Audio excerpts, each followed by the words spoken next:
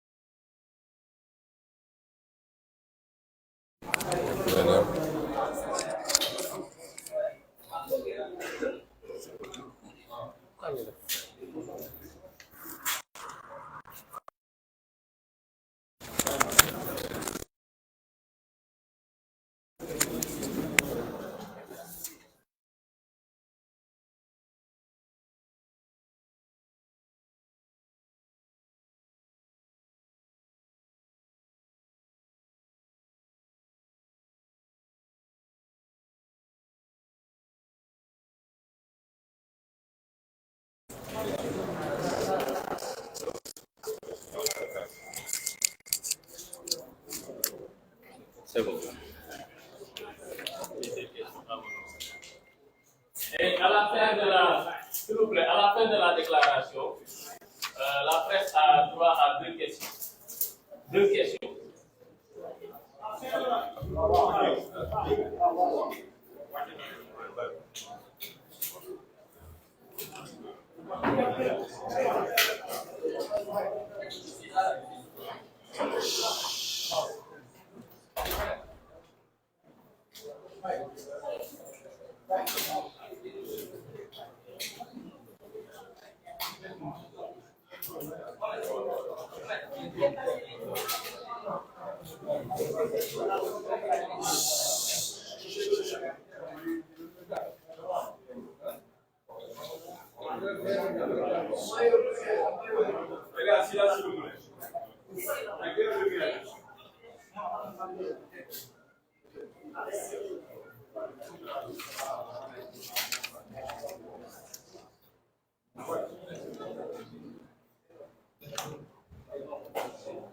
Chers amis de la presse, sénégalais, sénégalaises, bonjour. Nous vous avons conviés aujourd'hui pour un exercice de communication avec le peuple sénégalais, d'ici et d'ailleurs, et avec la communauté internationale, sur une problématique nationale. Évidemment, il était prévu de faire une déclaration de presse. J'ai expressément demandé à ce qu'on puisse prendre quelques questions, mais vous comprendrez que nous sommes tenus ou astreints par le temps, malheureusement, parce que je devrais me retrouver à l'aéroport au plus tard à 14 heures, puisque je dois me rendre à Ziguinchor tout à l'heure. Nous sommes là pour parler d'une affaire qui défraie la chronique depuis quasiment 2 ans maintenant dans ce pays. Une vraie fausse affaire judiciaire, une affaire strictement politique, instrumentalisée par le pouvoir de Macky Sall dans le dessein exclusif d'écarter un candidat qui de loin semble être l'un des mieux placés pour remporter la prochaine élection présidentielle au Sénégal. De quoi est-il question? Vous rappelez qu'il y a 2 ans, presque mois pour mois, puisque l'affaire avait éclaté le 3 février 2021, nous sommes presque à cette même date pour l'année 2023, où une personne avait déposé une plainte contre ma personne pour un prétendu viol et menace de mort. J'avais très tôt dit à tout le monde qu'il s'agissait d'un grossier mensonge, d'un complot, et j'avais immédiatement cité un certain nombre de personnes impliquées dans le complot. Vous conviendrez tous que l'évolution de ce dossier a fini par convaincre tous les Sénégalais, et même la communauté internationale qu'on est en face d'une mascarade, et j'y reviendrai. Mais le président Macky Sall et son gouvernement n'en ont pas démordu. Parce que ce qu'il faudrait comprendre, c'est que plus que tout autre, c'est avec ce dossier-là que le président Macky Sall est en train de jouer son avenir politique. Je veux bien que les gens le comprennent, au niveau national comme au niveau international. L'avenir politique de Macky Sall et de son parti, l'Alliance pour la République, et de sa coalition politique est en train de se jouer avec ce dossier. C'est pourquoi ils n'ont lésiné sur aucun moyen, malgré l'évidence du complot dans ce dossier, malgré l'absence totale de preuves pouvant m'accabler, Macky Sall et son régime se sont agrippés parce qu'ils en font une question de vie ou de mort, au risque même d'embraser le pays. Je voudrais dire qu'on est là dans la poursuite, dans la continuation du scénario d'une dame appelée Dior Diagne, qui se trouve être l'épouse, m'a-t-on dit en tout cas, de M. Antoine Diome, ministre de l'Intérieur de Macky Sall. Pourquoi je dis cela? Parce qu'on a tendance souvent à oublier, il est bon qu'on recontextualise un certain nombre de choses. Dès l'éclatement de cette affaire, Madame Dior Diagne avait fait fuiter un SMS dans lequel elle définissait le plan qui était le leur. Dans ce dossier DSK, il ne faut surtout pas l'arrêter ou l'emprisonner. Le pays et les Sénégalais d'ici et de l'étranger vont manifester. Le pays sera enfermé dans un cycle. Il ne faut surtout pas l'arrêter. Il faut l'inculper, le convoquer, que les juges lui posent des questions, qu'on programme le procès et qu'on lui arrache un aveu, ne serait-ce que d'une relation sexuelle, ce qui va le discréditer définitivement aux yeux des Sénégalais. Ce message, vous l'avez tous lu et vous l'avez vu. On est exactement dans le déroulement de ce schéma qui n'a rien à voir avec un dossier judiciaire. Nous avions très tôt cité les acteurs du complot. M. Mamour Diallo, et vous avez tous entendu des audios qui l'incriminent. Vous avez entendu des témoignages qui l'incriminent. Et tout ça est entre les mains de M. Maham Diallo, que je ne considère pas comme un juge d'instruction, mais j'y reviendrai. J'avais cité l'avocat Maître Gabisso. Quand je disais tout ça en février 2021, il n'y avait pas encore tous ces éléments de preuve. C'est ça qui est important.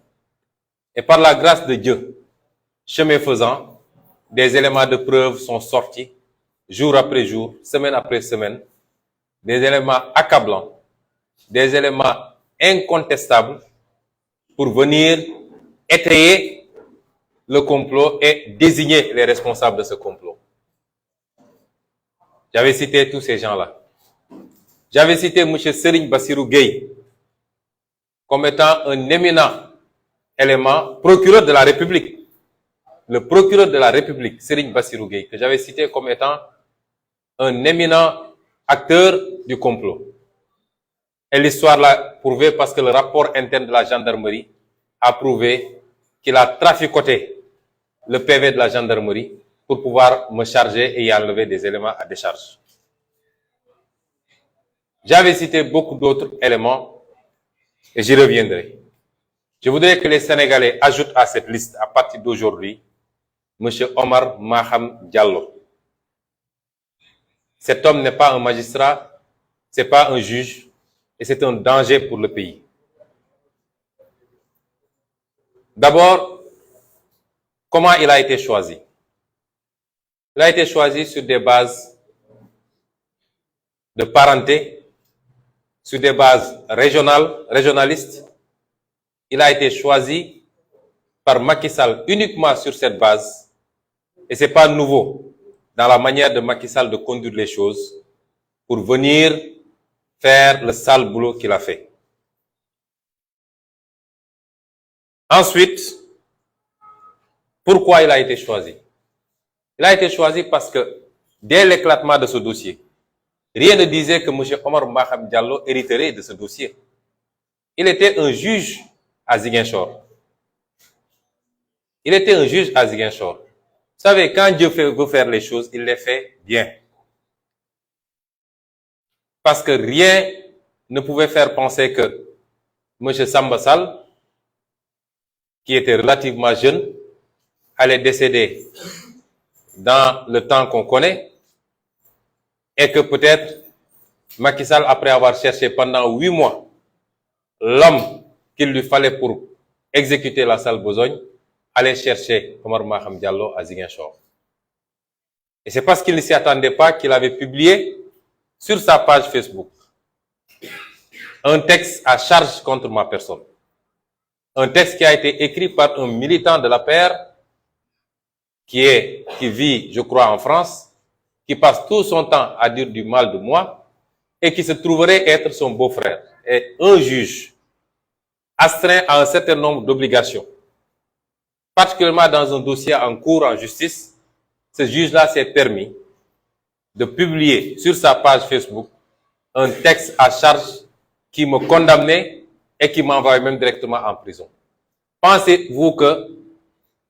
qu'il soit normal 8 mois plus tard qu'on aille chercher ce même juge pour lui confier ce dossier? Et c'est pourquoi on ne pouvait rien attendre d'autre de Omar Maham Diallo. Le jour où je suis entré dans son bureau pour la première fois et que je vois que le bureau était totalement humidifié d'eau bénite ou d'eau maudite, je ne sais pas, en tout cas de Safara. Et quand je me suis mis en face d'un juge qui est allé se faire mettre des sparadraps et je ne sais quoi à la main, parce qu'on lui avait dit qu'il ne faut pas serrer la main à Sonko, et je n'étais pas venu pour lui serrer la main d'ailleurs,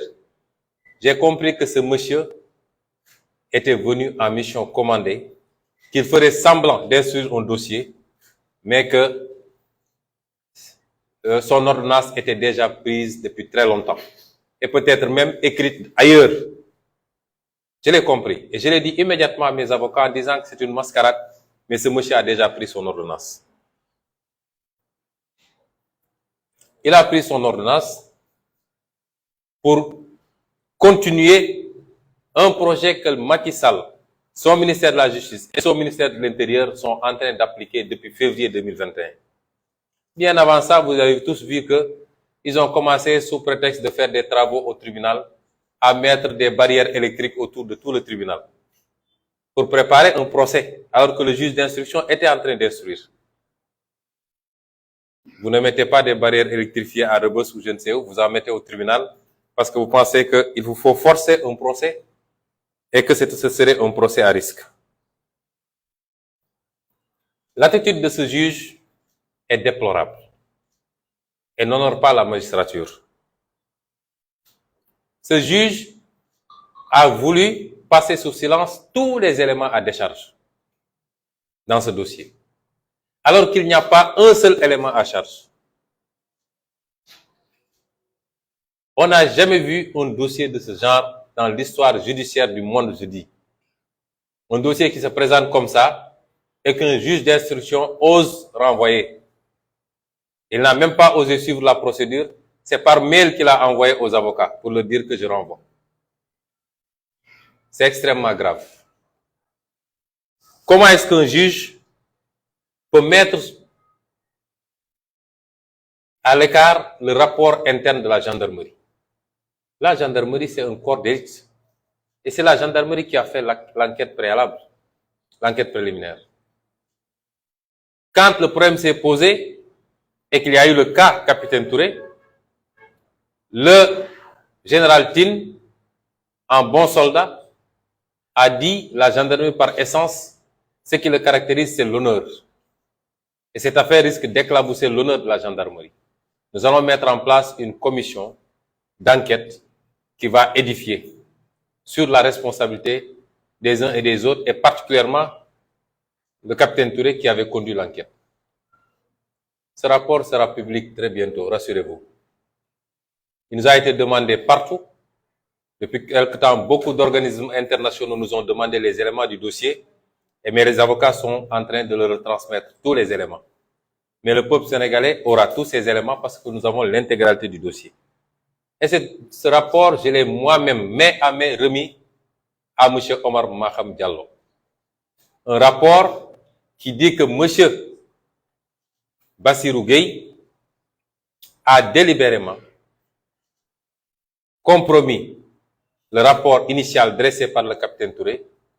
pour y mettre des éléments à charge. Il est allé jusqu'à y mettre des photos obscènes qui n'avaient rien à voir avec le rapport initial, mais il ajoutait également des passages, il retranchait des passages qui me déchargeaient. Comment est-ce qu'un juge d'instruction sérieux peut passer sous silence un rapport comme ça? pour dire qu'il renvoie un dossier. Monsieur Omar Maham Diallo a passé sous silence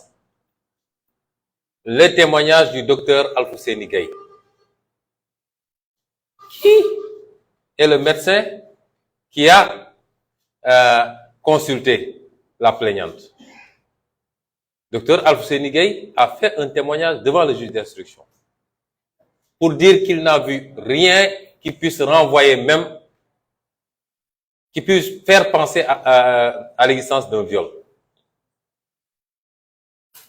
Et, cerise sur le gâteau, il a enfoncé les comploteurs en disant que c'est Maître Sow qui l'a appelé pour lui dire d'aller prendre la plaignante parce qu'elle était en danger de mort.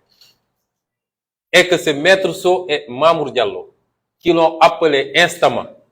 le lendemain pour exiger le rapport médical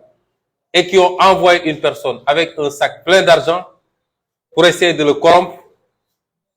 dans le sens de l'établissement d'un rapport de complaisance.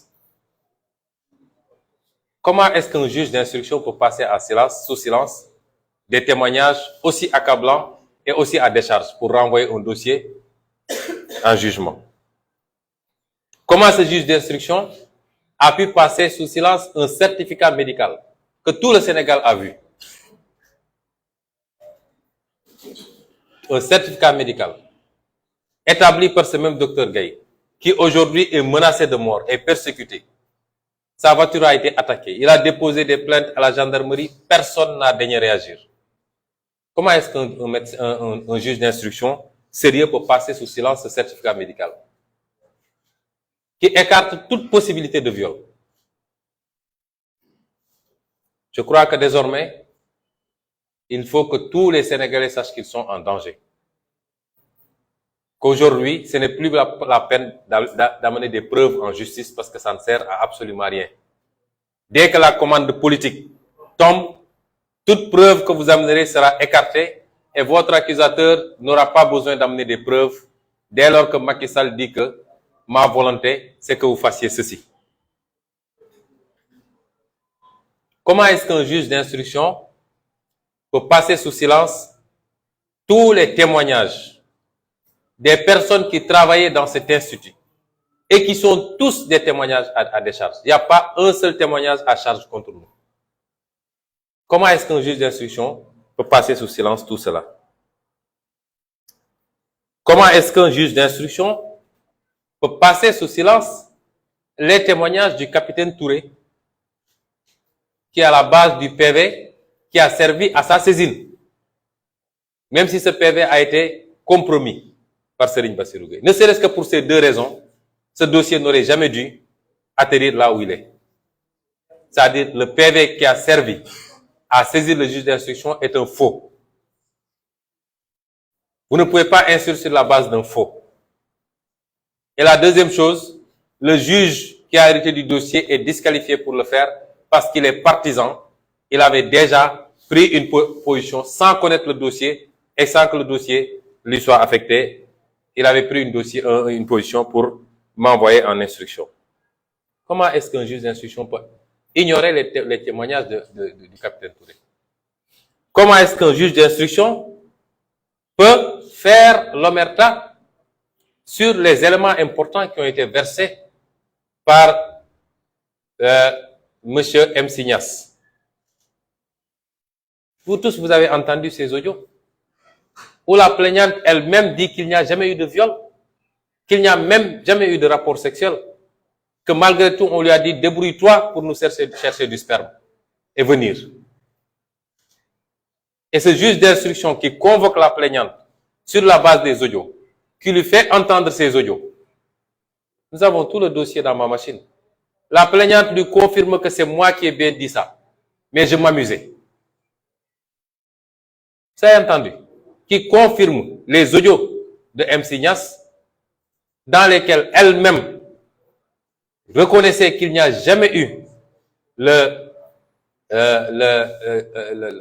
motif qu'elle me collait. Comment est-ce qu'un juge d'instruction peut ignorer tout ça? Tout ça pour revenir renvoyer un dossier. Comment est-ce qu'un juge d'instruction qui a des réquisitions téléphoniques, lesquelles réquisitions téléphoniques montrent les trafics qu'il y a eu, les appels qu'il y a eu entre les différents protagonistes du complot, avant, pendant et après l'événement, aux heures même concernées, entre Mamour Diallo, Maître Gabisso, le convoyeur, le Sidi Ahmed Mbaye, la plaignante. Comment est-ce que un juge peut avoir tous ces éléments-là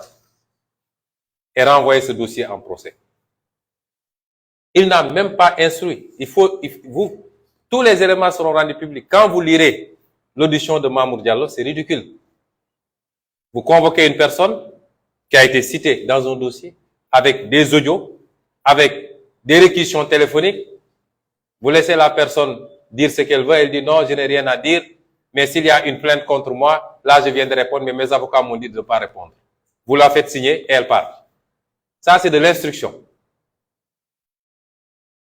Ça, c'est de l'instruction.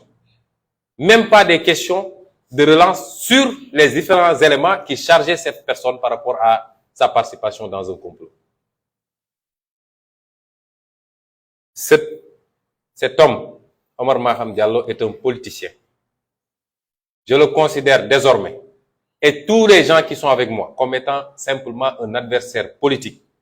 qui a exécuté une commande politique. Et il faudra qu'il en assume toutes les conséquences. Il faut qu'il assume sa responsabilité par rapport à tout ce qui pourrait se passer. Et il faut qu'ils comprennent qu'ils rendront compte tôt ou tard. Parce qu'il faut que les magistrats de ce pays comprennent que ils n'ont pas un blanc-seing pour faire ce qu'ils veulent. Ils doivent appliquer la loi et exclusivement la loi. Notre parti politique, PASTEF, l'opposition de manière générale, souffre beaucoup du comportement des magistrats de ce pays. Aujourd'hui, notre adversaire, ce n'est plus Macky Sall. C'est des magistrats. Je ne dis pas tous les magistrats. Parce que nous n'avons pas eu affaire à tous les magistrats pour pouvoir apprécier. Et je demeure convaincu qu'il y en a qui font correctement leur travail. Mais les statistiques montrent que tous les magistrats auxquels on a eu affaire jusqu'à présent sont des magistrats qui ont exécuté des ordres qui sont dans la persécution. Avant-hier et hier, j'étais au camp pénal, j'étais au pavillon spécial et hier j'étais à Rebeuss pour voir tous nos détenus politiques. Mais ce qui se passe dans ce pays est innommable. Vous prenez les gens, vous les envoyez en prison pendant 7 mois. Vous ne les entendez pas dans le fond. Vous ne leur posez aucune question. Vous chargez un dossier. À l'enquête, maintenant, ce qu'on dit aux gens, pourquoi vous êtes de PASTEF? Pourquoi vous êtes allé en Casamance? Ou pourquoi vous êtes de telle ethnie? C'est les questions qu'on pose aux gens dans l'enquête. Des gens qui sont de Dakar, de Saint-Louis, de Diourbel, on leur dit pourquoi tu es allé en Casamance à 2 reprises. Comme si c'était un crime d'aller en Casamance aujourd'hui. Voilà à quoi une partie de notre justice est réduite aujourd'hui. Et je dis que le principal adversaire aujourd'hui de PASTEF, de notre combat politique et de l'opposition, ce n'est pas Macky Sall. Parce que Macky Sall sait que politiquement, nous sommes beaucoup plus puissants que lui dans ce pays. C'est la justice qu'il instrumentalise pour s'attaquer à nous. Ce juge a refusé, après avoir fait tous ces dénis, notre demande, la demande de nos avocats, pour que les avocats impliqués dans ce complot soient entendus. Mais un avocat, c'est un citoyen sénégalais. On nous parle d'immunité. Mais moi, en tant que député, l'immunité d'un député n'est pas moins forte que l'immunité d'un avocat. C'est en 72 heures qu'ils sont débrouillés pour lever mon immunité. C'est unique dans l'histoire mondiale. 72 heures entre la requête du parquet, l'instruction du parquet général et la levée de l'immunité parlementaire à l'Assemblée, il leur a fallu juste 72 heures. Avec un tas de violations de mes droits. pourquoi un avocat qui complote avec des preuves évidentes, pourquoi cet avocat-là ne serait pas entendu? C'est quoi cette histoire de corporatisme? Le corps judiciaire, de manière générale, est-il mieux protégé que tous les autres corps? Est-ce qu'un député qui a été élu par le peuple sénégalais a une immunité moins honorable et moins protégée qu'un avocat? Nos avocats ont demandé à ce que Maître Sow et Maître Diordiagne soient entendus parce que leur nom a été cité. Et avec des éléments de preuve, le juge a refusé cette requête. Et jusqu'à la dernière requête de mes avocats, c'est-à-dire que le réquisitoire définitif du procureur leur soit transmis, le juge l'a refusé pour s'empresser de prendre une ordonnance et de renvoyer et de leur annoncer ça par mail. C'est la première fois, en tout cas, pour ceux qui connaissent les procédures, qu'on voit cette pratique au niveau de la justice. Et cette justice, depuis que je suis en politique, cette justice a été instrumentalisée pour nous persécuter. Au jour d'aujourd'hui, je suis le seul maire qui, 10 mois après avoir été élu, est empêché de voyager pour aller travailler pour sa commune. Je suis le seul maire. Même pour aller en Casamance, je ne peux pas passer par la route. Au lendemain de la fête de fin d'année, puisqu'on avait des problèmes de réservation d'avion, j'ai dû mettre toute ma famille dans les véhicules pour qu'ils viennent par la route. Et moi, j'ai dû aller tout faire pour avoir un billet d'avion. Parce que je n'ai pas le droit de traverser la Gambie pour revenir à Dakar. Depuis 2 ans, on m'empêche de sortir du territoire pour faire mes activités. Et il y a 20 jours, mes avocats ont déposé une autorisation de sortie du territoire parce que je devais me rendre en Guinée-Conakry, au Burkina Faso, au Mali et en Côte d'Ivoire dans le cadre de mes activités politiques. Jusqu'à ce jour, même pas une réponse. Ce qui est grave. Parce que l'administration doit répondre au moins au courrier qu'on lui dépose. Depuis que je suis en politique, je suis systématiquement persécuté par cette justice. Vous l'avez vu lors de ma radiation en 2016. Injustement privé de mon travail. Et tous les éléments sont là pour prouver que j'avais raison. Mais jusqu'à la Cour suprême, sans motivation valable, ils ont rejeté mes recours. Vous avez entendu le dossier des 94 milliards. Qu'ils essaient même de retourner contre moi. Et c'est ce même procureur de la République, M. Amadi Diouf, qui avait préféré classer sans suite quand il était à la chambre d'accusation. Alors qu'il y a un rapport de l'OFNAC. Et ironie du sort, il se retrouve maintenant procureur de la République, il a un rapport de l'OFNAC sur sa table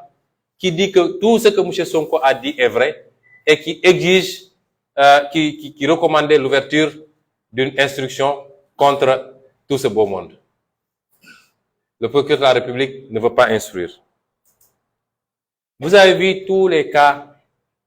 d'assassinat qu'il y a eu contre nos militants. Aucune instruction. Aucune enquête. C'est le rapport du département d'État américain qui vient dire que l'État du Sénégal est responsable au moins des 10 morts sur les 14 de 2021. Le président Macky Sall avait dit qu'une commission allait être mise en place. Où est cette commission? Parce qu'ils savent que c'est eux qui ont assassiné ces enfants. Et ils n'osent pas enquêter sur la question. C'est la même chose avec les derniers assassinats à Ziguinchor et à Bignona. Et vous avez vu le petit procureur de Ziguinchor là qui fait le petit malin. Vous avez une contre-expertise qui vous dit que la personne a été tuée par balle. Vous saisissez un juge d'instruction pour lui dire « Faites une enquête pour me dire le genre de mort ». C'est quoi ça? Et le juge d'instruction a raison de refuser d'instruire. Il a raison de refuser d'informer. Parce que c'est des mascarades. Et tout ça, nous en sommes victimes. Quand nous saisissons la justice ne bouge jamais. J'ai parlé des 94 milliards. J'ai déposé des plaintes contre M. Mamoud Diallo. Aucune réaction. Contre Maître Gabisso. Aucune réaction. Contre la plaignante Adji Sarr, aucune réaction. Contre Serigne Bassirou Gueye, il n'y a que sur ce dossier que le parquet général a transmis le dossier à la DIC qui m'a appelé pour confirmer ma plainte. Tous les dossiers que nous déposons, nous, la justice fait le mourant et laisse le dossier mourir de sa belle mort. Mais dès lors qu'il y a un dossier qui nous concerne, mais je n'ai jamais compris cette précipitation-là. Par exemple, ce faux dossier de diffamation d'un homme que je ne veux même pas nommer, mais si vous voyez la diligence avec laquelle le parquet s'est emparé du dossier, ils n'ont même pas osé dire à la personne de faire une citation directe. C'est une citation du parquet. Et il y a 3 jours, c'est à 6 heures du matin que les policiers de la DIC se sont présentés chez moi pour prétendument nous donner une convocation, bien après délai d'ailleurs. Bien après délai. Mais nous, quand on dépose une plainte, la justice n'instruit jamais. Ou alors préfère classer sans suite. Et quand vous parlez, on dit oui, il s'attaque aux magistrats, il s'attaque à l'institution. D'ailleurs, les magistrats ne sont pas l'institution judiciaire. Il faut faire la part des choses. C'est un corps. Ce n'est pas l'institution judiciaire. Et je ne me suis jamais attaqué à tous les magistrats parce que, comme je le dis, j'ai beaucoup de connaissances dans la magistrature et je demeure convaincu qu'il y en a d'excellents et de sérieux. Mais qui peut réfuter ces faits? Quel est le magistrat qui peut réfuter les faits que je viens de dire? Tous les magistrats que vous rencontrez vous disent que ce que vous dites c'est vrai. Nous connaissons le mal de la justice. Nous connaissons les problèmes qu'il y a. Mais ils préfèrent le dire dans les couloirs. Donc, je veux dire aux Sénégalais qu'aujourd'hui, nous avons un adversaire politique et c'est une partie de la justice sénégalaise et il faut y ajouter dans cette liste désormais M. Omar Maham Diallo. Je voudrais conclure pour dire aux gens, à tous les Sénégalais, ce que j'avais dit en 2021 et je le réitère. J'ai toujours invoqué mon droit légitime, constitutionnel à la résistance, moi, Ousmane Sonko. Et jusqu'à la fin de ma vie, je résisterai. Nous n'accepterons jamais l'injustice. Personne ne peut m'empêcher, s'il plaît à Dieu, d'être candidat en 2024. Et je ne vois pas le juge qui va me condamner à 5 ans d'emprisonnement dans ce dossier-là. Que chacun assume sa responsabilité parce que les gens sont dans leur bulle, ils font leur conciliabule, ils manipulent des textes, ils font dire ce qu'ils veulent à la loi et ils pensent que ça va continuer à passer dans ce pays. Trop, c'est trop. Il faut arrêter. Tous les gens qu'ils ont jetés en prison, c'est des pères de famille comme eux. C'est des fils de quelqu'un comme eux. Vous ne pouvez pas prendre des gens pour les envoyer en prison sans aucune base et vous rentrez tranquillement chez vous, retrouvez votre femme et votre enfant. C'est ces frustrations cumulées qui peuvent conduire ce pays à des situations qu'on ne souhaite pas. L'injustice est le nid de tous les comportements agressifs. Nous avons toujours appelé à la paix. Dans un pays, la justice est le dernier rempart de la stabilité sociale. Lorsque cette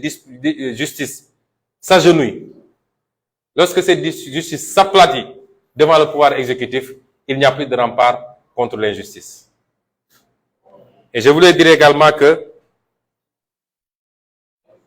pour nos vis-à-vis de l'APR, je ne parle même pas de Benno Bokk Yakaar, ce pays-là, nous l'avons en partage. Et il y a des choses qui se passent depuis trop longtemps, ça ne peut pas continuer. Cette campagne d'invective, d'insultes, de diabolisation, cette utilisation de tous les leviers pour s'attaquer à des adversaires politiques qui n'ont commis aucun crime, si ce n'est d'avoir des idées contraires, il faut que ça cesse. Parce que nous habitons tous ensemble dans ce pays. Et vous savez que nous pouvons faire ce que vous êtes en train de faire. Les milices que Macky Sall a montées, nous les connaissons. Nous connaissons ceux qui les dirigent. Ceux qu'ils amènent à Ziguinchor, nous les connaissons. Nous savons même où ils logent. C'est dans ce pays que vous voyez des milices qui ont été entraînés, qui circulent avec des grenades lacrymogènes et des armes, qui les utilisent devant les forces de l'ordre et personne ne bouge. Aucun policier n'ose les arrêter. C'est ça le régime de Macky Sall. Et au-delà, enfin, rappeler aux Sénégalais aussi qu'il faut qu'on évite les diversions. Nous mènerons les combats que nous devons mener. Mais tout ça, c'est pour faire oublier le rapport de la Cour des comptes et les autres à venir. Parce que le Sénégalais est très émotif, il a tendance à oublier rapidement. Tout ça, c'est pour faire oublier le rapport de la Cour des comptes. Et depuis quelques jours, depuis 2 ou 3 jours, d'ailleurs, même la presse a oublié, n'en parle plus. Or, c'est ça le vrai problème du Sénégal. C'est ça qui justifie la situation catastrophique que nous vivons. Tout ça, c'est pour faire oublier la hausse des prix. On augmente tous les prix dans ce pays. L'électricité, le carburant, tout ce que vous voulez. On veut que vous, les Sénégalais, vous oubliez cela. Et que vous continuiez à souffrir, mais à rester à commenter sur d'autres choses. Tout cela, c'est pour faire oublier cette série tragique d'accidents avec son lot de morts qui engage la responsabilité directe de l'État, puisque c'est une mauvaise politique en matière de parc automobile, en matière d'infrastructures routières, en matière de contrôle technique qui nous conduit à cette situation-là. C'est ça l'objectif. Et il ne faudrait jamais, certes ce combat est important pour nous tous, mais il ne faudrait jamais qu'on l'oublie, qu'on oublie la grande question de l'heure. Et je voudrais terminer pour dire que nous allons continuer nos activités parce que nous préparons 2024. La semaine prochaine, dès mon retour de Ziguinchor, Inch'Allah, je reprends le Nemmekou Tour, mais nous invitons tous les patriotes et tous les sympathisants au méga meeting de ce dimanche à Keur Massar. Mbokk yi ñu ngi leen di gërëm di leen sant woote woon ndaje bi pour waxtaan ci li nga xam ne moo xew ci réew mi. Li xew ci réew mi mooy coow loo xam ne taaloon na réew mi ñaari at ci gannaaw. Réew mi yëngu ba ñëpp jàppoon ni nguuru Macky Sall sax dina rot te bu ñu wéyaloon defe naa nguur gi rot na. Coow li yëngaloon réew mi ba fukki bakkan ak ñeent rot ci lu mat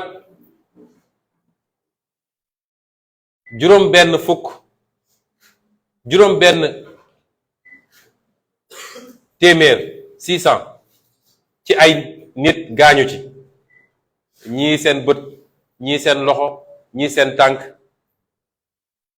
ñu ne lu mel nii musuñu gis mu am Sénégal wala mu toll noonu yàlla def ci ndox mu sedd jaarale ko ci ay intervention yu amoon fii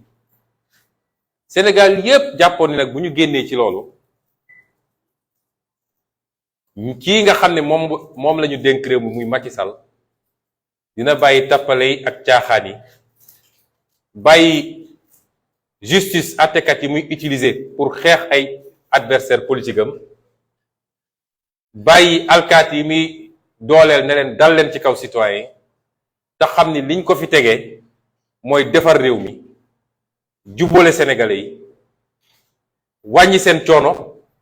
dem ci anam gu rafet ñépp loolu la ñu gëmoon waaye ñu gis ni ndekete moom bi mu génnee ci loolu gàcce la ko def ci boppam gàcce la def ni dafa amoon defet ne nag xaaral ma dem fagaru defaraat sam bopp moo tax ku dem seeti ko rek dégg naa booy dem dafa ne est-ce que xam nga ne li fi amoon dootu fi am dem ne ma ngay dem uti doole pour ñëw delloo si waat mbir mi fañ ko tegoon moo tax ku yeewoo Sénégal rek war ngaa am lu la bett fi mu toll nii parce que ñépp jàppoon nañu bu ñu génnee ci mars 2021 Macky Sall dina seet li des ci nguuram mu xool nu mu koy rafetalee ba dem ci anam yu gën a rafet bàyyi fi réew mi ni mu ko fi fekkee woon te bañ fee yee fitna goo xam ne dina juraat ay bakkan ak leneen ak leneen rax ci dolli kenn xalaatul woon ni dina toogaat ba ñuy wax fii Sénégal coowal ñetteelu mandat surtout nag mu jógee ci Macky Sall nga xam ne moom bokk na ci ñi gënoon taxaw fii di xeex Ablaye Wade ne warul am ñetteelu mandat. kon tey Sénégal kuy wax ngir yàlla kese am nga lu la jaaxal, am nga lu la naqari, am nga lu la bett ak lu la rusuloo te mi ngi jógee ci Macky Sall ak ay ñoñam. coow loolu mooy ñaareel ci gannaaw ab nit jóg na jiiñ ma man mii ne dama koo siif. xam naa ni amul kuy dund Sénégal te xam Ousmane Sonko, waxuma la xamantu, ndax nit dina toog fële di bind te xamul ki muy bind kan la, dina toog fële di wax te xamul lu muy wax, parce que sénégalais moo mel noonu. am nañu fit te ku ñu jox micro nga wax, waaye amul kenn koo xam ne xam na ma as tuut boo xam ne di nga dégg ñu ne Ousmane Sonko sif na nit nga xalaat sax ni mun naa ne. ndax ku xam sama jaar-jaar démb ba tey xam li ma gëm ak li may dund xam nga ni loolu mënul ne. waaye bi loolu amee man maa njëkk a génn wax ak sénégalais yi ne leen lii ab complot la, ab pexe bu ñu nas la, te ñi ko nas ki ñuy wax Mamour Diallo bokk na ci, ki ñuy wax Gabiso bokk na ci,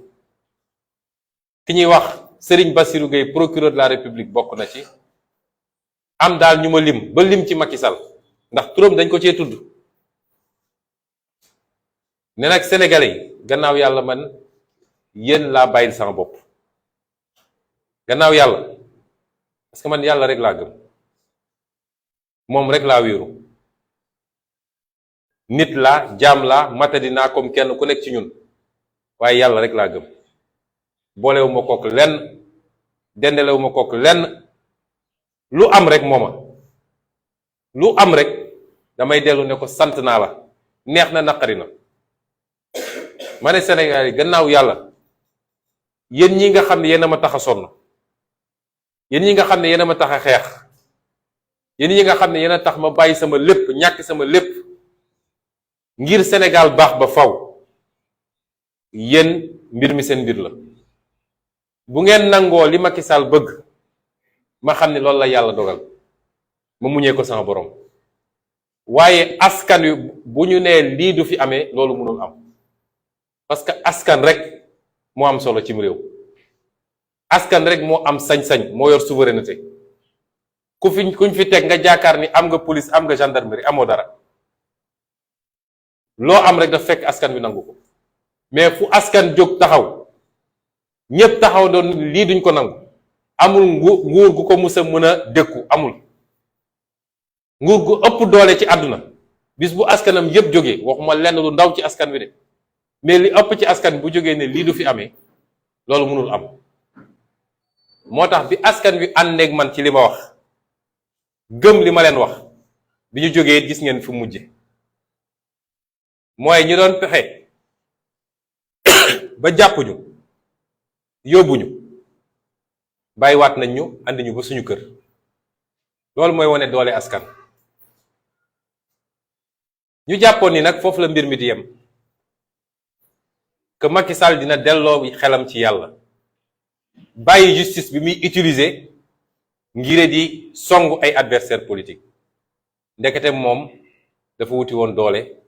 pour ñëw ne foofu rek gàcce gi ma amoon, ndax moom gàcce la ko jàppee. nit bu bew, nit bu rëy, bu dara amee ole nga xool loo ci mën a tiire ci lu baax, yow da ngay jàpp ni gàcce la, faw ma fayu. mu dellu si ci loola daa di dem li nga xam ne moo ne woon seen li ñu laloon depuis début bi, te li ko gën a firndeel mooy benn jigéen bu ñuy wax Dior Diagne. Dior Diagne soxna la ci Antoine Diome bi nga xam ne mooy ministre de l'intérieur. dafa am lu mu rëccaloon ci jamono jooju, defe naa loolu mu rëccaloon yéen ñëpp gis ngeen ko. mu rëccal ab message boo xam ne da ko doon yónnee keneen, daal di juum yónni ko kenn ku ma jege. lan la ci wax mooy dossier bi bu leen ko tëj, ndax bu ngeen ko tëjee réew mi day tàkk, manifestation dina jóge fu ne fii ak bitim réew, te loolu baaxul ci réew mi, baaxul ci nguuru Macky Sall. la ngeen di def mooy da ngeen koy bàyyi mu toog këram, bu ko defee enquêteurs yi woo ko di ko laaj ay question, juge bi programmé procès ba nag bu ñëwee procès yàq der la, ndaw si ñëw naan fii la ma jaar def na ma lii def na ma laa bu ko defee daram yàqu ci Sénégal yépp dootul mun a taxaw laaj baatu sénégalais yi lii moo ne woon seen lal seen pexe ñu nas ko lii la ñu wéyale waaye pour def ko il fallait ñu dem ut ñu leen koy defal moo tax su ma déggee ñu ne tànn nañu seeni juge ba noppi du mën a déet ndax li jiitu moo tax ñu war koo xam naka la ñu tànnee Omar Maham Diallo bi nga xam ne mooy juge d'instruction benn ñu ngi ko tànn ci wàllu mbokkoo parce que wax su jotee dañ koy wax nañu bàyyi raay wax ji dañ ko tànn ci wàllu mbokkoo ndax moom li mu séq ak ñu bëri ci gouvernement bi ñu mel ni ñoom Abdoulaye Daouda Diallo ak ñeneen ñun xam nañ ko ñu tànn ko ci wàllu mbokkoo ak wàllu waaso loolu méthode Macky la waaye li mu bëgg du am mooy du mus a dox ba féewale xeet yi am Sénégal ak ethnie yu am Sénégal ndax fii ñëpp bokk ndey ak baay waaye loolu mooy premier critère bi ñu wëlbatiku tànn ko ci kaw moom bi mbir mi ne kët ne jonn page Facebook am bi mu yor daf cee dugaloon benn texte bu mu publier bu mu partagé texte boobu ki ko bind dafa ne woon Ousmane Sonko dañ ko war a yóbbu kaso moo def lii moo def laa moo def lii teen xam ngeen ni kuy juge dañ laa aaye ngay génne yu mel noonu di ko publier ndax juge dafa am benn obligation bu mu am obligation de réserve dossier bu nekk en cours tribunal même su dee yow du yow yaay yor dossier boobu da nga cee war a maandu kon moom loolu rek disqualifié na ko loolu rek waroon na tax mënuñu koo jox dossier bi waaye loolu moo tax ñu dem jëli ko Ziguinchor parce que il leur fallait ñu am koo xam ne la ñu bëgg dina ko def ñu tànn ko ci anam yooyu daat koy jël waajal ko nag ndax def nañu 8 mois balaa ñu koy jël bi ñu ko jëlee toogaat na lu mat 7 mois laalu dossier bi lu ne nag dégg nañ ko ci te weddiwuma ci dara ndax keroog bi ma duggee ci bureau fekk ñu sotti saafara ci suufu bureau bi yépp mu dem ut ay bandage ñu bandal ko loxo bi juge bu nar jàmm du def loolu lan moo jar loolu yépp ci juge dossier boo xam ne instruction kese la ba ñu génnee laa ne samay avocat kii def na ordonnance bu yàgg ba teg li muy def nii yépp day mettre la forme rek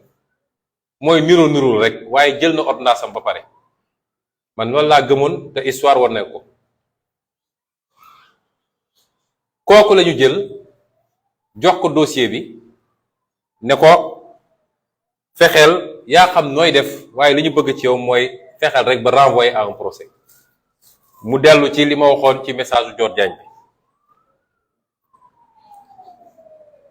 lan moo la firndeel ni Omar Maham Diallo deful instruction ci dossier bi lan moo firndeel ni moom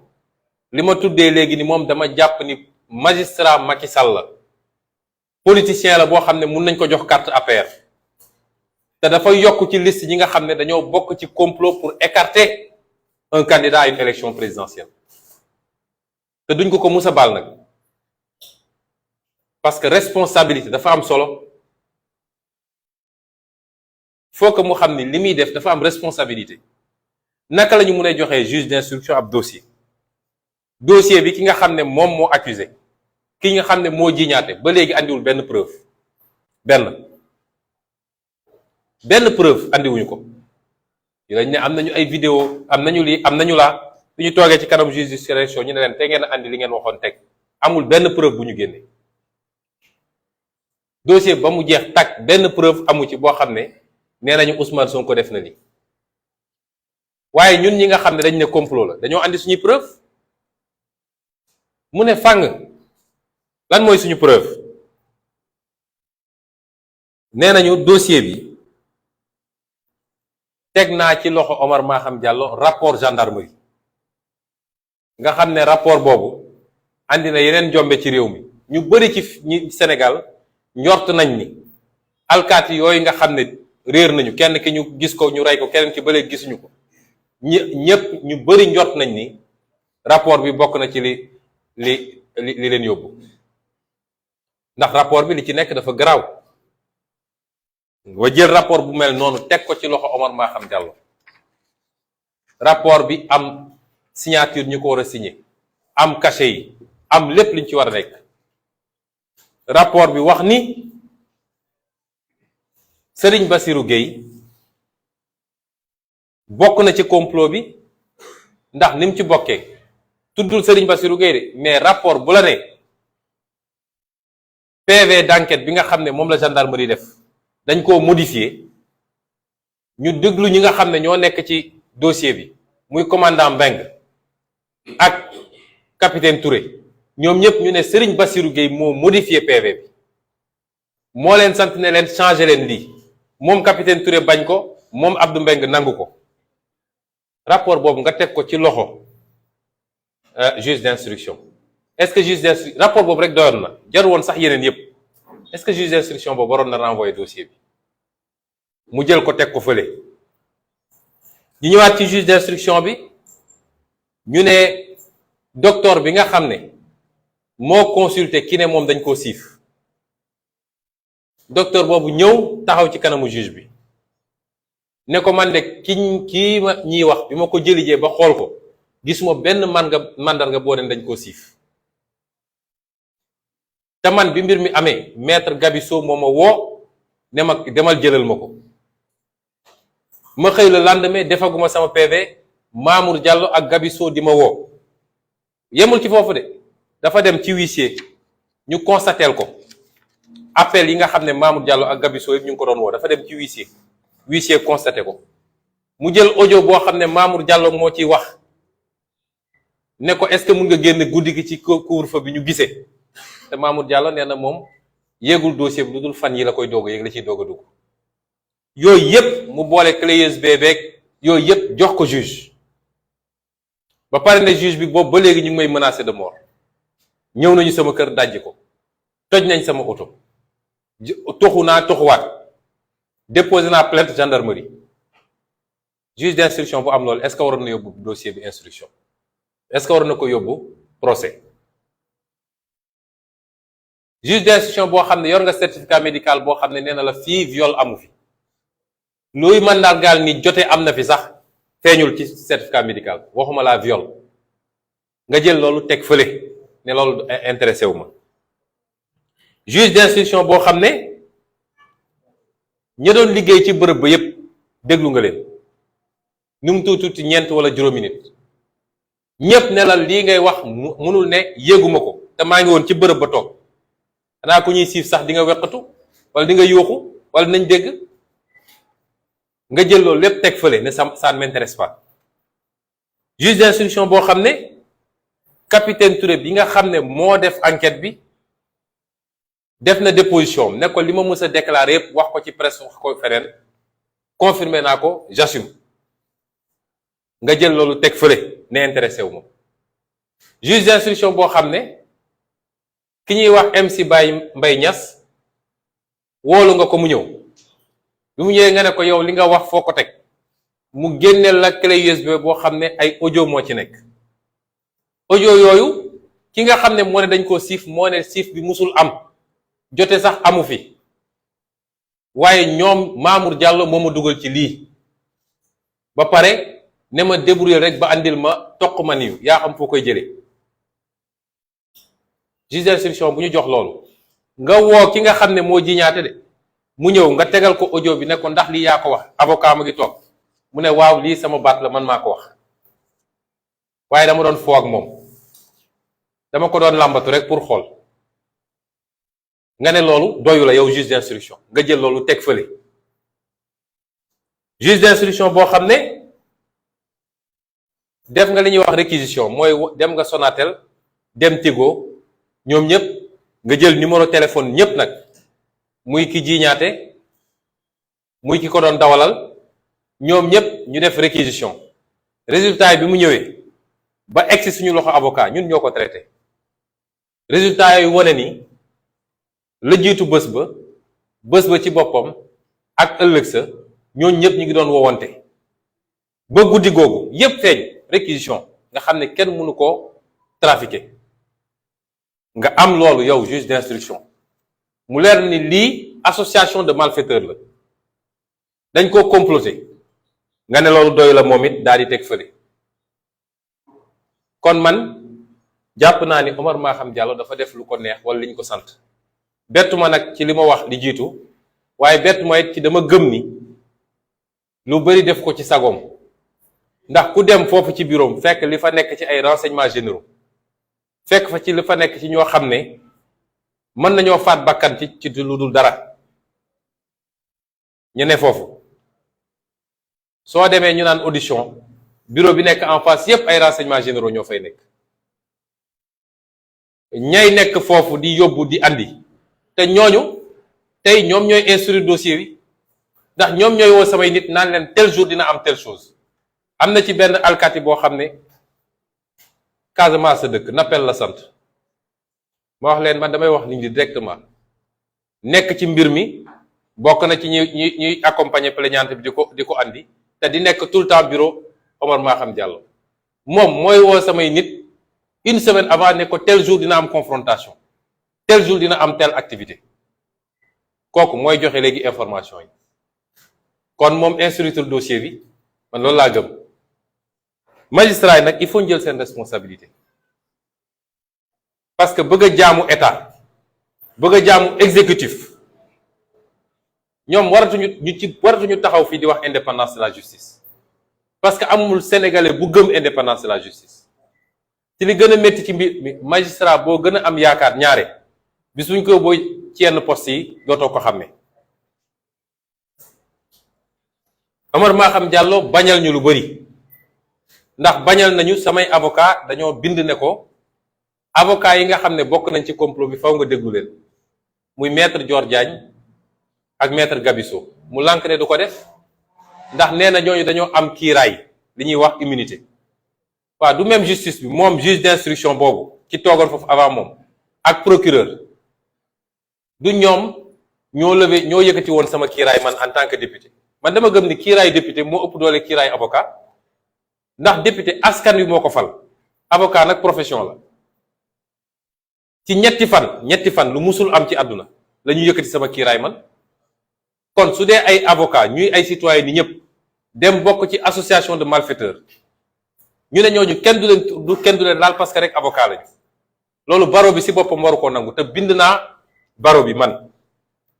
bind naa ko ñaari yoon bind naa le parquet général juge bi bañal nañu ba li mujjee barki démb nga xam ne lu jaadu la ci procédure mooy réquisitoire bi nga xam ne kayit bi nga xam ne procureur moom la bind muy réquisitoire définitif bi samay avocat ne ko na leen ko communiquer mu lànk communiquer wu leen ko ba tey yi ñuy wax ak yéen loolu jaadu na juge bi bañal na ma mun a génn réew mi te bi mooy ñetteel yoon bi mooy troisième fois man maay kenn ci maire ci Sénégal fal nañ ma maire depuis fukki weer ak lu tegu maire yépp ngi génn dem defar seen coopération décentralisée ñi ñu jumeleel ak dem participer ci forum internationaux yi ut lu ñu andil seen mairie mel nu man maay maire boo xam ne tey mënumaa génn Sénégal nee nañu je suis sous contrôle judiciaire pourtant bu leen nit bindalee lu leen neex nañ ko te nekk contrôle judiciaire nañ ko bàyyi mu dem Paris mel nu man maay maire boo xam ne mënumaa génn tey réew bi ci mujjee mooy ñaar fukki fan ci gannaaw samay avocat déposé nañu ne ko suñu client dafa war a dem Guinée Conakry dafa war a dem Mali dafa war a dem Burkina Faso dafa war a dem Côte d'Ivoire ci cadre activité politique am mais aussi cadre maire parce que fu mel ni Mali dañuy terminer suñu accord de coopération ak commune Kati et fu mel ni Côte d'Ivoire commune Bouaké nga xam ne moom la ñu jumeleel ba tey jii ba sànq tontuwul xanaa kay administration judiciaire le minimum mooy nit su la bindee nga tontu ko ñaari at ñu tere ma génn réew mi pour ma jógee Ziguinchor jaar par la route ñëw Sénégal ñëw Dakar sax mënuma ko parce que faw ma jaar Gambie ndax su ma bëggee jaar Vélingara jaar Tamba daanaka 1000 kilomètres la te mënuma ko ñaari at ci lu dul dëgg loolu ba kañ kon jàpp naa ni li may wax sénégalais yépp di ko wax suñuy militant di ko wax suñuy sympathisant di ko wax opposition sénégalaise bi di ko wax société civile bi di ko wax mouvement citoyen ñun benn adversaire la ñu am du Macky Sall suñu adversaire dëgg mooy la justice sénégalaise une partie de la justice sénégalaise nga xam ne dañ koy instrumentaliser suba ak ngoon pour mu dal ci kaw képp ku ne d'accord ak Macky Sall jàpp loi bi di ko interpréter nu leen neex pour tëjlu nit ñi barki démb ak démb yépp maa ngi diggante Rebeuss ak camp pénal ak pavillon spécial di seeti suñu ndaw yi ñu fa jàpp ñoom ñépp seeti naa leen jàpp ay nit 7 mois 8 mois woowoo ko dégluwoo ko muy boroom njaboot am soxna am ay doom bàyyi kër gannaawam bàyyi boutique am bàyyi magasin bàyyi liggéeyam nga jàpp ko si ñàkk fayda saa yu la neexee nga bàyyi ko barki démb bàyyi nañ ci ñeent yoo xam ne juróomi weer nga téye leen parce que dañoo bind ci Facebook ba mu neex la nga ne ko demal ñibbi loolu justice sénégalaise moo koy def te tegul fenn la ñu defoon ci Khalifa def ko ci Karim ñu ne tey dinañ ko defaat parce que ñoom ñépp nag gëm nañ ni suñu demee élection présidentielle te Ousmane Sonko fekke ko duñu gañe ak ku mun nekk candidat ci ñoom néew ma Ousmane Sonko mooy gañe de waaye ñoom xam nañ ni bu ñu demee élection te Ousmane Sonko nekk candidat duñu gañe ay juriste dañ ma woo barki démb ne ma ñetti ministre dañ leen woo leen waaw léegi dossier bi diffamation est-ce que waa ji suñ ko condamné article L30 L29 ñoom ci seen calcul yooyu lañ nekk ay ministre est-ce que waa ji dina mën a nekk candidat justice sénégalaise benn sas la ko Macky Sall sas fi mu toll nii mooy fukki weer ak ñett yi ñu jëm ñoo xam fu ñuy jaar waaye nañu fexe ba lijjanti loo xam ne mun na tere Ousmane Sonko nekk candidat du ma ne justice bi yëpp de ndax man sequma ak justice bi yëpp magistrat yi ay centaine lañu du ñoom ñëpp laa jëflanteel waaye ñi ma jot a jëflanteel bi ma duggee ci politique ba léegi dañ leen utiliser pour soit daal sama kaw man ak sama njaboot soit lu ma yóbbu justice ñu neenal ko li koy firnde mooy bi ma Macky Sall di jaay doole di ma dàq ci sama liggéey ma yóbbu ko justice ñëpp gis ni ay violation yu dul jeex amoon na ci samay droit justice da koo dàq may sénégalais di député gis ni luubal nañu xaalisu réew mi ay milliards et milliards ma mënoon ci noppi nag comme ñëpp waaye man gëwma loolu man réew mi rek laa gëm te dama gëm ni fistinu réew mi warul dem ci poosu nit bu mu warul dem ma dem ci justice ne leen njaaxum am na justice daal di jël dossier bi ne da koy classer sans suite moom mii di procureur tey Amadou Diouf moo ne woon chambre d'accusation moo classé dossier boobu muy 94 milliards yi ngeen di dégg est-ce que xam ngeen 94 milliards lu mu doon boobu moo gën a garaaw sax rapport Cour des comptes bi ñuy wax est-ce que xam ngeen loolu peut-être Cour des comptes bi li mu tombeek feebar bi moo tax mu toll noonu mais 94 milliards yi moo gën a garaaw yàlla natt ko moom Amadou Diouf bi mu génnee foofu ñu nommé ko procureur bi mu demee dafa fekk rapport OFNAC ndax bi may déposé dama déposé OFNAC déposé IGE déposé parquet bi parquet bañee instruire dossier bi laa dem déposé ci juge bi avec constitution de partie civile rapport boobu mi ngi ci table li tax du ko traité waa OFNAC ne li Ousmane Sonko wax yépp dëgg la daal di génne lubali ba pare génne yeneen 26 dossiers yu bokkul ak 94 milliards yi yeneen 26 dossiers bii 3 milliards bii 7 milliards bii 14 milliards boo ko dajalee yépp war na jege 200 milliards loolu gën a garaaw foofu li ñuy wax nii daal koy jox procureur ne ko ubbil instruction contre Mamour Diallo ak ñi mu ànd ak ba tey yi justice teg ci tànkam gis ngeen suñuy ndaw yi ñuy rey daaw jéeg bi affaire bi amee Macky Sall dafa ne dañuy teg commission d'enquête parlementaire ba sànq ba tey kenn waxul commission d'enquête gouvernementale ba tey jii ma wax ak yéen commission d'enquête amul fukki bakkan ak ñeent américain bind nañ ci ne ñoom mun nañu firndeel ni au moins fukk yi état du Sénégal moo leen rey ba léegi enquête amul ba ñi mujjee rey daaw ci mois de juin fële ci Ziguinchor ak Bignona gis ngeen tappale yi nga xam ne procureur Ziguinchor mu ngi koy def ñu jox la rapport d'expertise ne ñii bal moo leen rey nga jël dossier bi jox ko au juge d'instruction ne ko wax ma lan moo leen rey juge bi delloo ko dossier bi ne ko rapport bi wax na li leen rey ba pare yow koy da ngay ñeme daal di ubbi une instruction ñeme woo nga teg dossier bi nga xool man mii di wax ak yéen rek déposé naa ay plainte contre Mamour Diallo pour complot association de malfaiteurs ak yeneen déposé naa plainte contre Adji Sarr déposé naa plainte contre maître Gabisso déposé naa plainte contre Sidi Ahmed Mbaye déposé naa plainte contre maître El Hadj Diouf bu mujjee boobu rek la ma parquet général woolu ne ma ñëwal confirmer sa plainte ma dem confirmer sama plainte yeneen plainte yëpp dégguma ci dara te pourtant il suffit nit sëqat rek ne maa ngi dem déposer une plainte contre Sonko nga gis seen ñu mel ni ay nit ñu jëfuur procureur di tëb di dal ku ne nekk ci parce que liñ leen sant mooy góorgóorlu leen ba fukki weer ak ñett yi di ñëw lu ngeen ko mun a jaarale mais utal leen ñu loo xam ne Ousmane Sonko du nekk candidat waa lii lépp soo ko dajalee ci justice nga boole ko nit ñi ñuy jàpp chaque jour démb nit dafa ci mujj démb ñu jàpp ko te nit taxaw na fii ne rey leen Ousmane Sonko procureur waxul ñun dañoo dem ba léegi mbir mi daf ñoo soof moo tax dematuñu duñu déposer ay plainte soo seetloo bés bu ne nit saaga ñu attaqué ñu saaga xeet gu ñu bokk saaga région bi ñu bokk nga xam ne lu garaaw la ci équilibre réew mi doo dégg mukk justice yëngatu boo waxee ñu ne dafa attaqué institution judiciaire moo tax ma ne ñun benn adversaire la ñu am ci politique jamono jii ndax ñoom la Macky Sall di jëfandikoo Macky Sall xam na ni moom ak parti ak coalition xajuñu ci ñoom wallaahi xam na ko te Omar Ba xam Diallo mii jël ordonnance am démb billaahi wallaahi watallaahi xam na ni waxul dëgg bu wéeteeg boppam xam na ni waxul dëgg xam na li mu def du droit xaw ma nag ndax dañ ko menacé wala dañ koo jox xaalis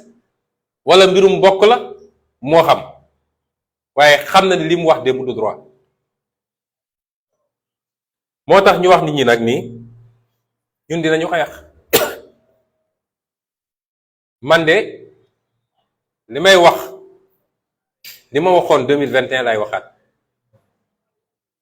constitution dafa ne ku ñu bëgg a jaay doole am nga sañ-sañu xeex am nga sañ-sañu résister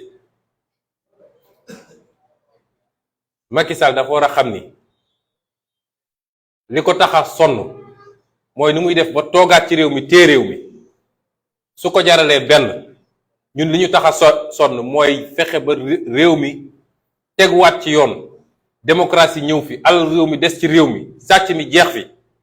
loolu jaral nañu téeméer moo tax bu yaakaaree ni police ak gendarmerie moo ñuy tiital ñun ndax na boppam injustice bi bëri na ci réew mi manifestation sax mënatuñ ko def te chaque jour ñu autoriser leen ñoom loolu ñëpp a ngi siy teg seen bët may wax ni droit boobu ma waxoon man 2021 ne j'invoque mon droit moi Ousmane Sonko mon droit personnel à la résistance ñu dem créer seen dossier ne appel à insurrection tey laa ko gën a wax ni buñ ci tollee parce que mi baa ngi dem de mais dinañ xam ni mën nañu la ñuy def te ñeme nañ ko booy dee ci àll na la gaynde rey booy daanu na nga daanu avec dignité nit boobu sa dignité jógee fii dara desatu fi man loolu laa gëm te gëm naa ni ñi ànd ak man yépp loolu la ñu gëm ma yokk ci nag ni kilifa diine yi ci réew mi mbir mi bi mu amee daaw jéeg man demuma seeti kenn demuma ci benn kilifa diine ne ko wax ci demuma ci benn kilifa aada ne ko wax ci xam ngeen lu tax ñaar rek moo tax benn orma gi ma jox kilifa diine yi ba yenn yi duma bëgg dugal leen ci dama naan nañu def li ñuy def rek lu yàlla def ñu xam ni lii la ñaareel wax naa leen ko léegi dama gëm yàlla d'abord waaye gëm ni askan wi tax ñuy sonn askan woowu du toog di ñu seetaan ñu ñuy faagagal. moo tax bi may wax askan wi laa waxal. mu amoon nag ay kilifa diine yoo xam ne teel nañ cee àddu wax ci wax ju am solo ñu ràññee ci ku lim juum nag waaye ñu ràññee ci sëñ Habib Sy Dabakh yeneen bi ngi fàttewul tax ta fàttaliku taxawaayam te li mu doon wax buñ ko teeloon dégg mbir mi du egg foofu mu yegg noonu. yéen ngi ciy fàttaliku sëñ Fallou Mbacke Jumaada rahimahullah nga xam ne ci diggante bi yàlla def na li gën ci moom lam ci doon wax buñ ko déglu woon mbir mi du egg fi mu egg ba li ci yàqu-yàqu ci. ak ñeneen ñoo xam ne ci seeni xutba nee naa ku lim juum ay imam ay ustaaz ay prêtre am na ñu bari ñoo xam ne waxoon nañ ci te ñun du ñoo dem laaj leen ne leen wax leen parce que dañoo jàpp ni bu ñu bokkee réew mi ñoom ñuy suñuy kilifa ci fànn googu ñu nangul leen ko bu ñu gisee lu nar a yàq réew mi aajowul ñuy xaar ba ñun ñu ñëw ne leen wax leen ci parce que tuuti nañ torop ci wax leen lu ñu war a wax ak lu ñu war a def waaye malheureusement kenn dégluwul woon ba mbir mi egg fi mu yegg bi mu yeggee fi mu yegg it gëm naa ne kilifa yépp def nañ ci liñ ci mën a def waaye sëñ Muntaxa Mbàkke yàlla na fi yàgg te wér dafa jël ay ndaw yebal leen yebal ndaw gu mat ndaw nag muy sëñ Basiru Poroxaan bi mu ñëwee ñun ñëpp dañoo daje fii lañ ko recevoir hôtel Mamoun yéen la presse a ngi woon foofu mu wax ci kanamu àdduna yépp nag parce que du loo xam ne dañoo tëj woon ci néeg di ko wax moo tax xawiwuma fi sutura li may wax yépp su ngeen duggee léegi ci YouTube gisaat vidéo yi mu wax ñépp dégg ko mu ne kilifa gi dem moo ma yónni nee na daf leen ñaan ngeen teg mbir yi ci suuf manifestation yi ngeen war a def suba ak fan yi di ñëw ngeen may ko bàyyi ko waaye yemul foofu li ngeen xam ne moo leen métti ci réew mi na ngeen ko tënk ci kayit teg ko sama loxo ma yéet ko moom dina ci dox lim ci war a dox bi loolu amee ndax dañoo am kuréel gu tudd M2D Mouvement pour la défense de la démocratie bi mu amee mouvement bi yépp daje waxtaan ñu ne kilifa gi ñaan nañ ko nangul looloo andi woon dal bi amoon ci jamono jooju dafay baax ñu fàttali parce que jamono jooju bu ñu bàyyi woon xale yi continuer li ñuy def ñaari fan lañ ciy teg ñaar moo mun a am soit nguur gi dina daanu wala li fiy rot ci bakkan dina bëri trop man ci lañ ma doon doog a bàyyi le 6 laa génn ma jël le 8 laa génn le 8 mars ma jël sama responsabilité fii ci salle bi laa def conférence de presse leader yépp nekk fi ne leen nii la demee M2D def conférence de presse ñu ne kon mbir mi ñu ngi ñaan ñépp ñu bàyyi mu sedd kenn ku ne dellu këram loolu nag doonoon ndam ci Sénégal ndax àdduna bi yépp dañu ne xool leen modèle sénégalais bi du tubaab moo jóge fële ñëw àtte suñu du Nations Unies moo ñëw àtte ñu du Union africaine moo ñëw àtte ñu du CEDEAO moo ñëw àtte ñu ñun ñoo am suñu modèle fii ci biir réew mi ñu wane ni modèle boobu mi ngi dox ba léegi parce que nit ñëpp demoon nañ ba ne waaye nit ñi déggatuñu ni ñëpp wane ni am nañ fi ay kilifa yu ñëpp déggal ba suñu nee def leen di nit ñi nangu ko def ko mu woon ndam gu rëy télé yëpp wane ko France 24 BBC TV5 ñëpp def ci reportage ndam googu nag nga xam ne ndamu Sénégal la woon di ndamu suñuy kilifa diine waaye di suñu ndam ñun ñii acteurs yi nga xam ne seet nañu lu bari jox cër ak orma suñuy kilifa ba tax ñu ñaan ñu teg ci suuf suñu ndam la woon ñu nit ndam googu nag mi ngi waaj a nërmeelu ndax fi ñu jëm su dee fañ a tegoon dossier bi lañ ko jëlaat ak yeneen yoo xam ne mi ngi suñu kanam ci ay troisième mandat ki ay tëjaate ak ay reyaate fi ñu jëm li xewoon mën na xewaat ci lu yàggut te ñaanuñu ko yàlla te buy ñëw anam yi muy ñëwee dina gën a métti te kooku du doon ndamu kenn ci Sénégal am na nag lu ñu bindoon teg ko ci loxo kilifa gi li may wax nii bu doon giseeg moom yomb na ma du fii laa koy waxee damay toog wax ko yónnee nañu def nañ lu ñu mën a def pour mën a am gise googu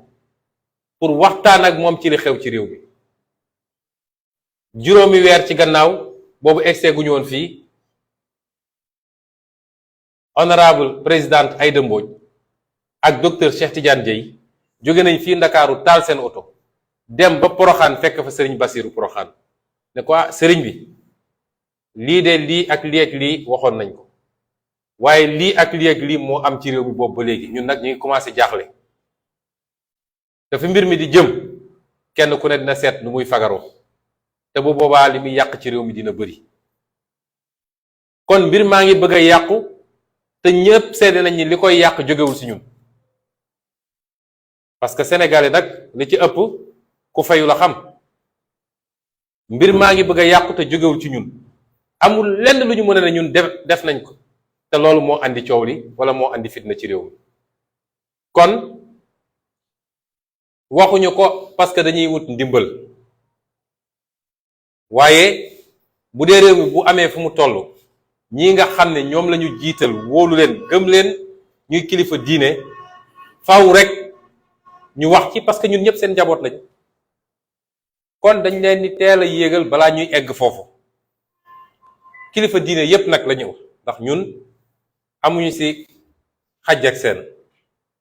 kilifa diine yépp yi ne ci réew mi am nañu ci commencé addu démb rek envoyé nañ ma benn boo xam ne def naa kenn ci njabootu sëñ Abdou Lahad sëñ Murtada moo ko ci wax ñu koy rafetlu bu baax rafetluñ ko parce que dafa wax loo xam ne daf ñoo arrangé mais dafa wax loo xam ne mooy njëriñu réew mi kon ñu tëjee ko foofu wax nag li fi xewoon bu ñu bàyyi mu demaat noonu nañu def li ñu war a def balaa fitna di samp ci réew mi di daaneel nag di wax sénégalais yépp ni lii lépp nag seeni technique la ak seeni stratégie mooy bu ñu demee ba xoju bu ñu demee ba mbir mi wër leen fu ne ñu xam ne mënatuñoo dem dañuy fexe ba yee ay dossier bu ko defee sénégalais yi fàtte li nga xam ne mooy farata nekk ci yooyu dama ne rapport Cour des comptes bi mi ngi fii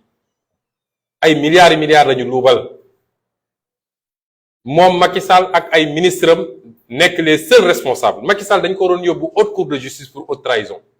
ndax xam ngeen ni jamono bi muy def loolu Macky Sall dafa supprimer woon assemblée nationale fàttelu leen ko ñu jox ko loi d'habilitation ne ko yow yaay def par ordonnance kon lii responsabilité am la du responsabilité ministre yi de moom mooy responsable principal ministre yi doog a ñëw rapport Cour des comptes boobu bu ñu ko fàtteloo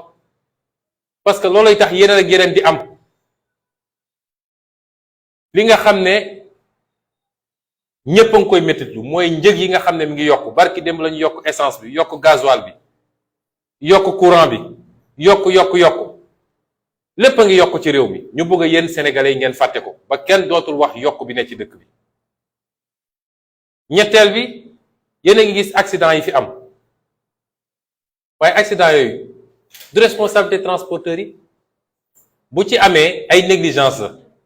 mooy kii dawal na te dafa sonnoon ba nelaw wala yu mel noonu waaye kan moo waroon jàppale secteur transport encadré ko pour ñu renouveler oto yi état bi la defu ko kan moo waroon defar tali yi ci dëkk bi balaa ngay jël ay milliards suur ko diggante Dakar ak Diamniadio kan moo waroon fexe ba tali yépp baax état bi la defu ko kan mooy def contrôle technique bi visite technique yi état bi la oto buy daw fii nga gis oto bu weng ba nga naan oto bi fu mu jóge te soo ñëwee mu jox la visite technique état bi moo joxe visite technique bi kon premier responsable bi état bi la yooyu yépp ñu bëgg ko suul daal di génne ay coow yoo xam ne mu ngi noonu lu am solo nag lii ñuy wax nii waaye bu mu ñu tax a fàtte li nga xam ne mooy liy jàmbatu réew mi mooy liy loraange sénégalais yi mooy li tax sénégalais yi nekk ci coono ñun nag dinañu xeex wallaahi dinañu xeex Macky Sall na xam ni du yombee noonu na jiital Moussa Fallo na jiital keneen ak na génn ay chars de combat dinañu xeex ak moom parce que duñu nangu mu teg ñu lu dul dëgg waaye nag dinañ continuer suñu activité ndax ñun dañoo gëm ni dans 13 mois dinañu bokk ci élection te ñaan nañu yàlla gagner élection boobu moo tax semaine prochaine ñu reprendre suñu nemmeeku tour parce que yëpp pour gàllankoor suñu nemmeeku tour bi la commencé nañ ko ñu gis fu ñu dem sénégalais yi génn village yëpp nit ñi yooxu sonko génn dalal ñu chef de village yi imam yi ñu ne kii il faut ñu dakkal ko dinañ ko reprendre semaine prochaine commencé nañ ko ñu yónni ñu alkaati yi ñu ñuy sànni ay lacrymogène ak leneen doyu leen ñu ne léegi nañu activer la justice waaye bu soobee yàlla dinañ ko reprendre semaine prochaine ñaareel bi mooy ñi ngi woo sénégalais yépp rawatina militants yi ak sympathisants yi ci meeting bu mag boobu nga xam ne ñu ngi koy organiser dimanche bi bu soobee yàlla ci Kër Massar ci terrain boobu nga xam ne fa la ñu faagagaloon fa la ñu faatoon suñu premier martyr ci politique muy soxna Mariama Sagna ba léegi dossier boobu traité wuñu ko 2017 ba léegi ñu assassiné ko ci conditions yi ñu xam ba tey ji justice yëngatuwul ci mbir mi kon ñu ngi leen di gërëm di leen sant su may daanelee nag sax mooy ñi nga xam ne moom la ñu seqal géewu politique bi muy waa APR la ñu nekkee mën nañ ko ñun de te bu ñu buggee réew mi rek egg fenn fi nañu continuer ci li ñu nekk wër di saaga di xaste di fay ay nit naan leen wax leen lu bon ci nit daal di monter ay milices yoo xam ne Macky Sall ci boppam moo leen encadré milices yooyu tey dañ leen di jox ay gànnaay ak ay grenade lacrymogène ay sàmmabo yoo xam ne duñu takk der duñu policier duñu gendarmerie nga jox leen gànnaay ak li grenade lacrymogène ñu ñëw ci manifestation yi di sànni nit ñi ak di tirer nit ñi Ziguinchor géema dëkk am na ñu fa yóbbu teg leen fa ñun xam nañ ñooñu ñëpp identifier nañ leen xam nañ fi ñu dëkk waaye nañu xam ni la ñu bëgg a taal ci réew mi ci ñoom lay gën a métti bu soobee yàlla ndax ëpp ñu nit ëpp ñu ay ndaw te dàkk ñu xeex ñu ngi leen di gërëm di leen sant ma ne woon nag ban heure moo jëm waaw xam ngeen je prends un vol à 15 heures maa ngi jéggalu rek dinaa joxe benn wala ñaari laaj yu gaaw mais avion du xaaraate du kaar te xam ngeen embouteillage yi waaw benn ñaar rek un homme une femme un homme une femme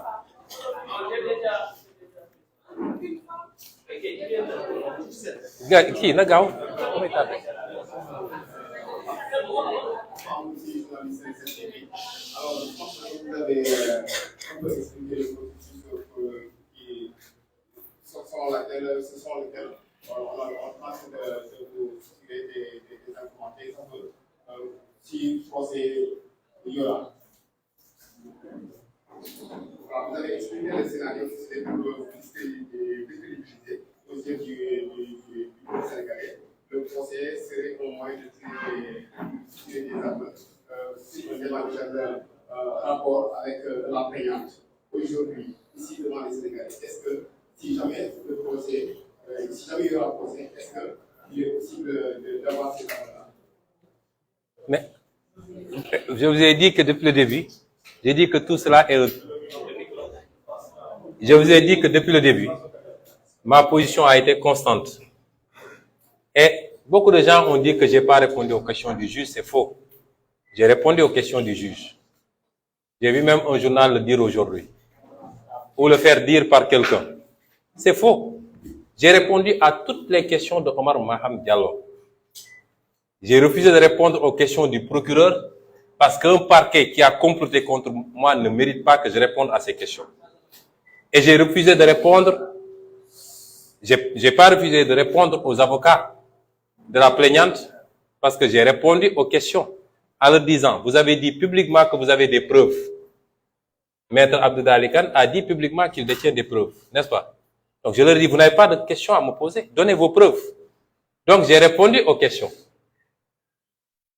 Peut-être qu'ils ne s'attendaient pas à ce que je réponde de cette manière. Donc ceux qui disent qu'on n'a pas répondu, c'est faux. Omar Maham Diallo m'a posé 4 ou 5 questions, j'ai répondu à toutes les questions. Il n'y a aucune question sur laquelle j'ai gardé le silence. Est-ce que vous savez qu'en matière de procédure,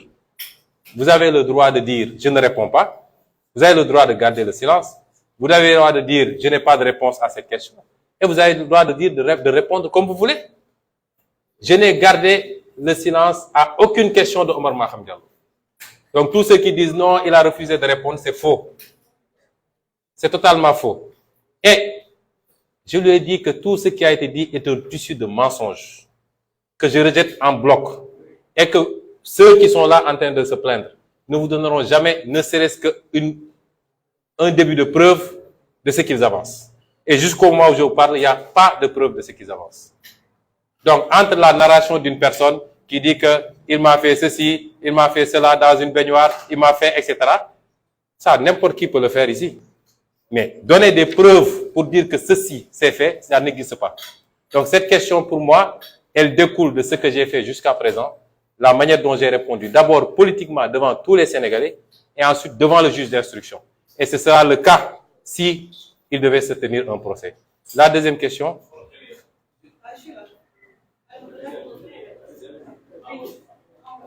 Ok. Président, la question c'est, renvoi bi tribunal léegi est-ce que di nga wuy ci procès bi ñu jàppee date ci àddee ñaareelu laaj bi mooy nee nga léegi tontu ko ci laaj bi sànq la juge bi laaj bi yëpp juge boo xam ne récusé après bi comme ay laaj bi ça contradictoire. Non, su ma ko récusé woon samay avocat dañuy bind ne récusé nañ ko loolu lu ñuy traité la feneen ci procédure dafa gudd dossier bi commencé gul ka donc procédure dafa gudd lépp li nga xam ne avocat yi noté nañ ko ci li nga xam ne ay vices de procédure la am na fu ñu koy war a régler moo xam chambre d'accusation la moo xam su procès naree am mais su ma ko bëggoon récuser dañuy bind ne récuser nañu juge bi ñaar yooyu bokkul moo tax jàpp nañ ni vice de procédure am na mais ça nous arrange nous woo na ma dem uyu ko parce que même su ma ko récuser woon su ma woowee dama war a dem uyu ji parce que institution judiciaire bi la ñu jox respect c'est pas sa personne qui nous intéresse donc su ma ko demee uyu mu laaj dinaa ko tontu naa ko question yi mu laaj yëpp ñaareel bi nga wax nag mooy loolu duñ ko wax léegi xam nga li am solo dama ne dañoo nekk ci yoon du lépp la ñuy wax dinaa dem ci procès bi duma dem ci procès bi dinañu àtte duñu àtte nangam loolu du fii laa koy waxee li ma mën a wax mooy wax naa fi ñu toll ci procédure bi ak li ci nekk ci ay njombe sénégalais yi nag nañu wax ci njombe yooyu parce que du ngeen ñu faral ay étape ñu ne nañu tëb ci étape bii di ñëw suul ñun suulaguñu man eggaguma ci waxu procès fii ñu toll nii la ñu wax ak sénégalais yi li am ba ñu xam ni lii du dossier judiciaire dossier politique la te ñun dañ koy traiter politiquement moo tax du ma fi nekk naan la maa ngay dem procès dew ma procès lii dina am wala dina am ñu ngi leen di gërëm leen sant ngeen comprendre ñu nag parce que jërëjëf